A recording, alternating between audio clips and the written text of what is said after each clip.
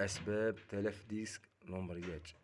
توجد العديد من الأسباب التي تؤدي إلى تلف ديسك الأمبرياج في السيارة، وأغلب هذه الأسباب تنتج من سوء سلوك أو استعمال السائق لسيارته. وأول هذه الأسباب هي عند التوقف في إحدى إشارات المرور. يلجأ العديد من السائقين إلى الضغط بشكل متواصل على الأمبرياج، مما ينتج عنه تشكيل حمل كبير على ديسك الأمبرياج. ومن الأفضل عند التوقف في إحدى إشارات المرور أو في أي مكان فصل الحركة نهائيا، أي يرجع الفتاس بمر لكي لا يتضرر الديسك.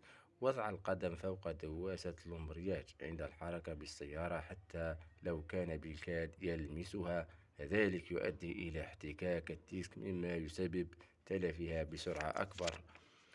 التحرك بالسيارة بسرعة أو المفاجئ من بين هذه الأسباب التي تجعل تلف الديسك. أيضا دائما إذا أردت إنقاص السرعة وعند تغيير الفتاس، اضغط على دواسة المكابح حتى تحس بأن السيارة تحتاج إلى تغيير الفتاس. اضغط على دواسة الأمبرياج وغير الفتاس. السبت 7 جمادى الآخرة 1444 هجري، الموافق ل31 ديسمبر 2022.